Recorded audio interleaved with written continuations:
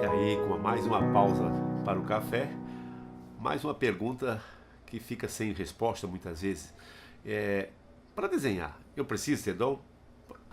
Olha só, eu acredito, eu acredito, que essa questão de dom é o seguinte: eu tenho disponibilidade, eu tenho vontade de querer praticar?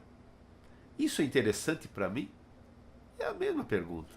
Então, assim, olha só, se nós formos falar de Michelangelo, tá?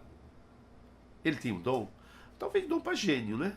Então, talvez seja mais fácil de explicar. Mas tudo é trabalho, tudo é esforço. Há necessidade disso. Eu preciso praticar, eu preciso desenhar.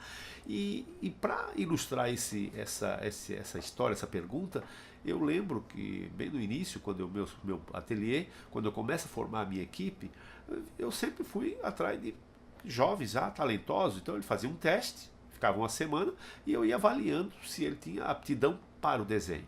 Né? Mas uma das coisas que mais eu observava era se ele ficava focado naquilo que ele estava fazendo, se você dava uma tarefa, ele tentava cumprir, e isso para mim já era um dom.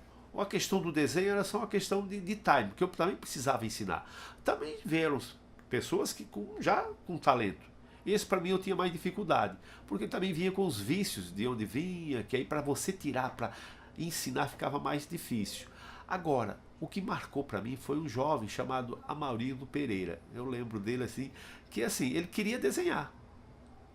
E como eu estava necessitando de muitas pessoas, eu contratei. E aí ele vai desenhando, mas assim, comparado aos outros, havia uma diferença muito grande. E eu dizia para ele: Amarildo, você tem que praticar mais, você tem que se esforçar e tal. E nisso, o Amarildo quase que não consegue deslanchar. E os anos vão passando, eu vou para outra cidade, vou continuando a minha vida profissional. E um dia eu encontro o Amarildo, depois de muitos anos, e vi os trabalhos do Amarildo. Olha só, gente, o trabalho do Amarildo já estava sendo levado para a Europa. Era um trabalho lindíssimo, com um fino acabamento. E o mais interessante, aqueles talentosos, né, que entraram junto com ele, já tinham desistido de desenhar, foram para outras áreas e tudo mais.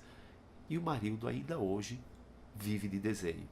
E agora, mais interessante, tem mais uma pergunta que o pessoal faz: dá para viver de desenho? Em outro momento nós vamos falar sobre isso aí. Nós vamos falar exatamente: dá para viver de desenho?